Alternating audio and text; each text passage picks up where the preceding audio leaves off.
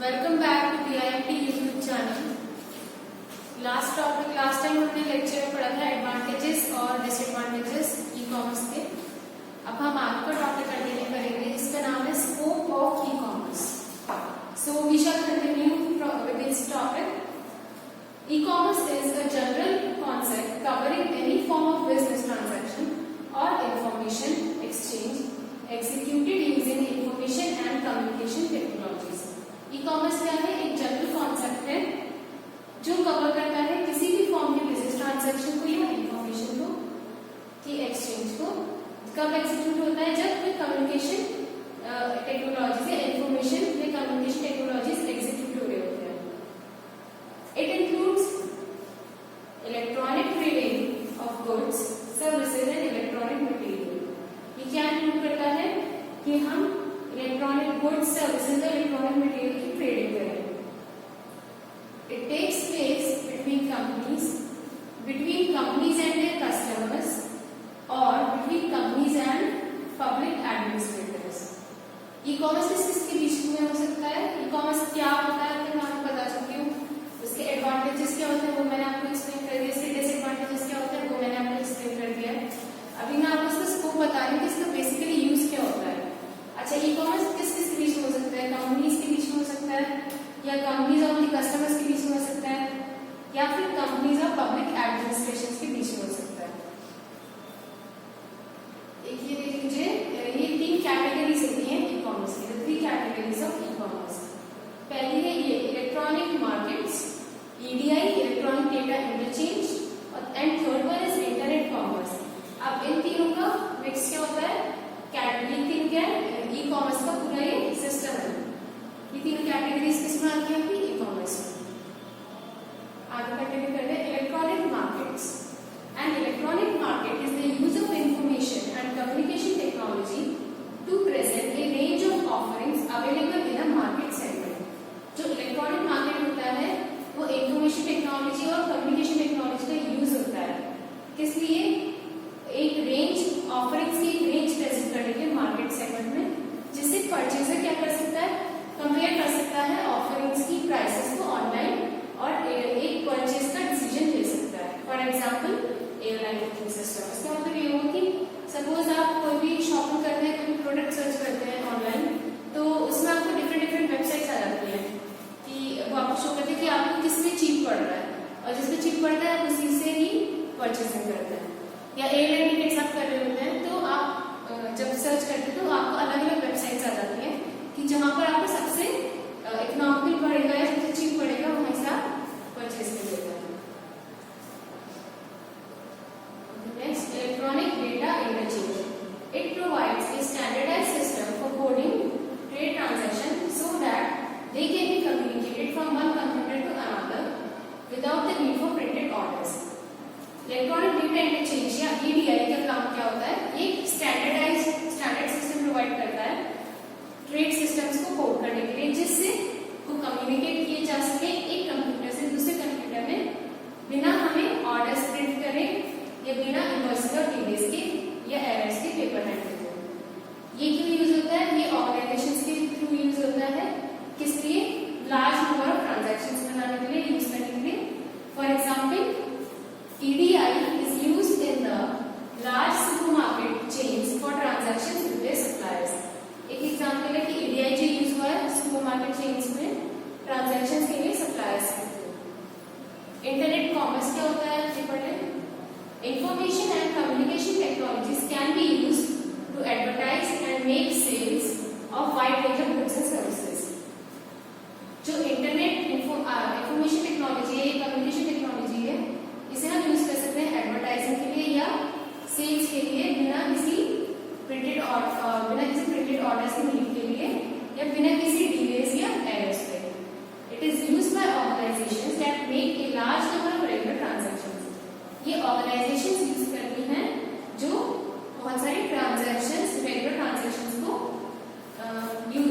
Apply करती है, मतलब यूज मेक करने के लिए। For example EDI is used in the large supermarket chains for transactions with their suppliers। एक एग्जाम्पल इसका ये है कि जो वो EDI जो सुपरमार्केट चेन्स में यूज होता है ट्रांजैक्शंस के लिए सप्लायर्स के द्वारा।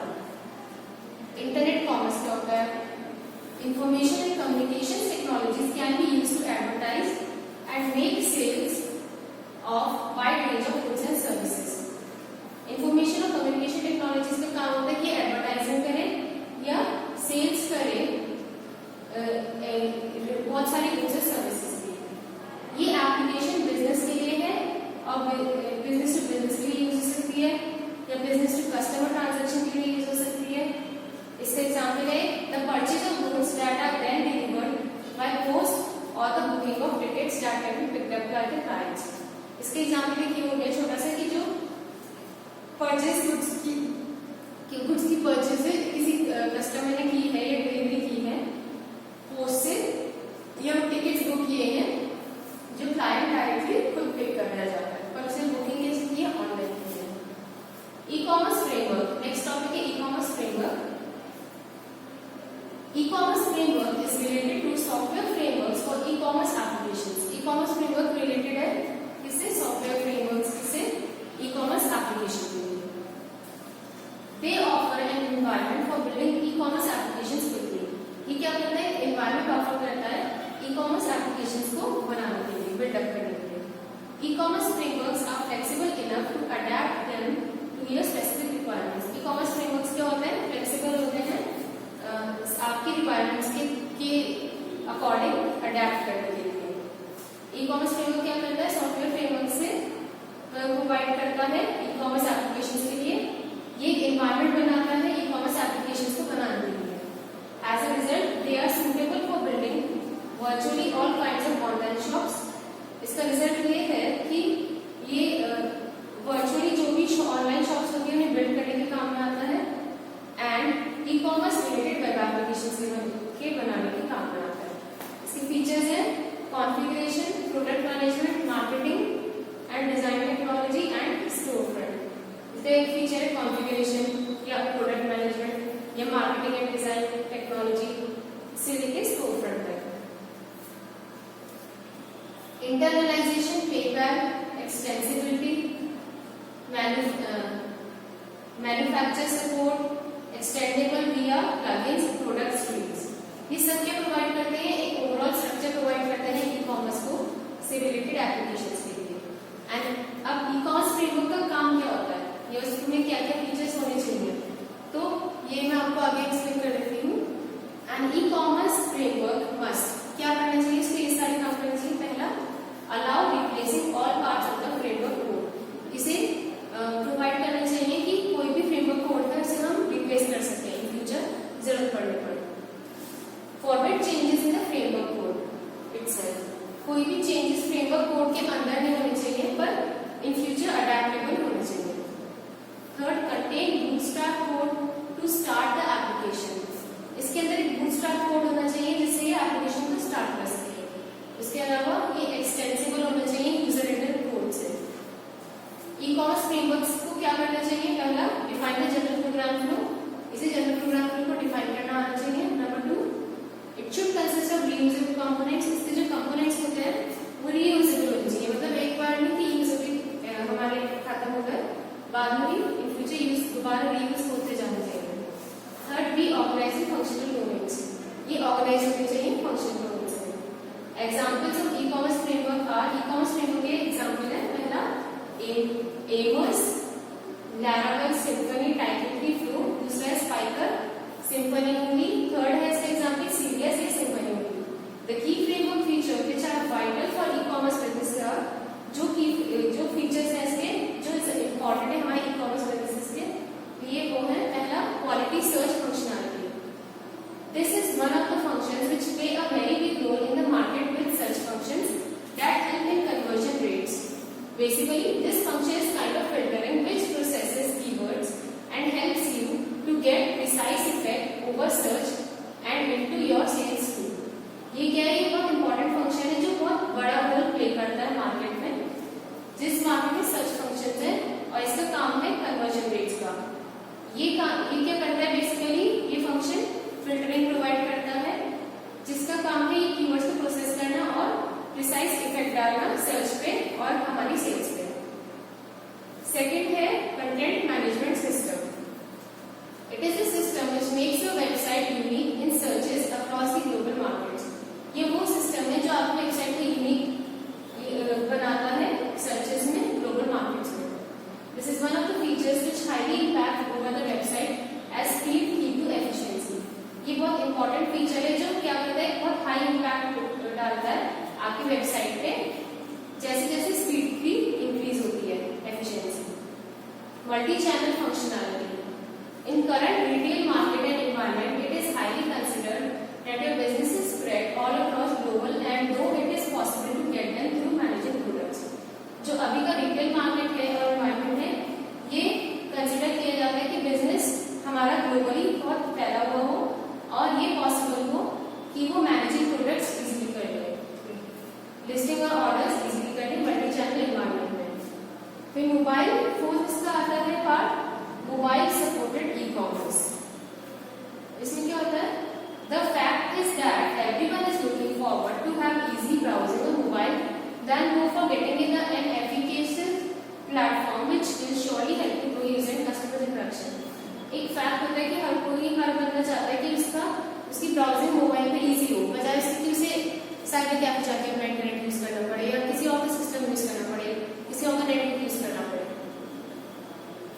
तो इससे क्या होगा कि उससे क्या होता है हमारा यूजर और कस्टमर इंटरेक्शन बढ़ता है। इसीलिए क्या होता है ई कॉमर्स हमारा मोबाइल है तो उससे हमारी मतलब उससे कस्टमर कहीं भी यूज कर सकता है, किसी भी लोकेशन पे यूज कर सकता है। Then third party sub system in plugins, it must have ability to use the third party plugins which is meant to provide adaptability customization. इसके अंदर एक एबिलिटी होनी चाहिए जो थर्ड पार्टी प्लगइन्स को प्रोवाइड यूज कर सके, जो जिसका काम है अडैप्टेबिलिटी प्रोवाइड करना, कस्टमाइजेशन और इनोवेशन करना। These features can be used while developing a website। तो वो फीचर्स है जो हम यूज कर सकते हैं वेबसाइट बनाते टाइम पर। Though some may not be a part of the standard package, हालांकि इनमें से स्टैंडर्ड पैकेज का पार्ट ये सब फीचर्स नहीं हो पाते, कभी-कभी ऐसा पॉसिबल नहीं हो पाता क्योंकि हमारे पास ऑलरेडी बहुत सारे फीचर्स होते हैं तो हम सब इंक्लूड नहीं कर पाते। Sixth है business intelligence। When it comes to managing the data, it is mandatory to get precise and accurate details over the data। जब भी हमारा काम आता है डेटा मैनेज करने का तो इसमें हमारे इम्पोर्टेंट होता है कि हम एक्यूरेट डिटेल्स प्रोवाइड करें डेटा की। The tempo should be maintained while managing the data business। तो मतलब जो हमारे टेम्पो में मतलब हमें कोई फ्लॉ हमारा फ्लॉलेस नहीं चलना चाहिए डेटा मैनेज करने का काम, डेटा बिजनेस का काम। Intelligence helps us to get that done on your website because only through the tempo and flow which you will be able to analyze the depth of transaction and then take advantages of the opportunities that come up। जब भी data manage करने का time आता है तो हमारे लिए important है कि हमारे पास प्रिसाइज डिटेल्स और पूरी डिटेल्स और एक्यूरेट है डेटा।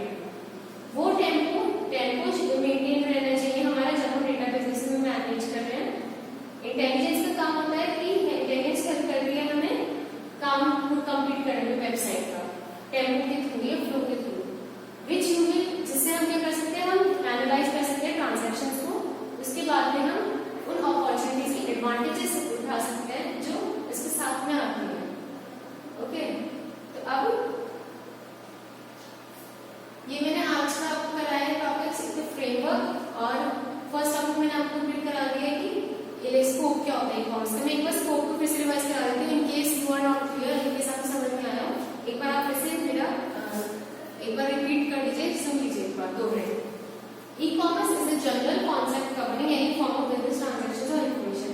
ई कॉमर्स क्या है? एक जनरल कॉन्सेप्ट है जो कवर करता है बिजनेस ट्रांजैक्शन को या और इंफॉर्मेशन को, जो कि एक्सचेंज होती है इंफॉर्मेशन कम्युनिकेशन टेक्नोलॉजीज पे। ये इंक्लूड करता है ट्रेडिंग ऑफ गुड्स सर्विसेज और इलेक्ट्रॉनिक मटेरियल। ये क्या इंक्लूड करता है? गुड्स सर्विसेज की और इलेक्ट्रॉनिक मटेरियल की ट्रेडिंग। ये किसी किन के बीच में होता है?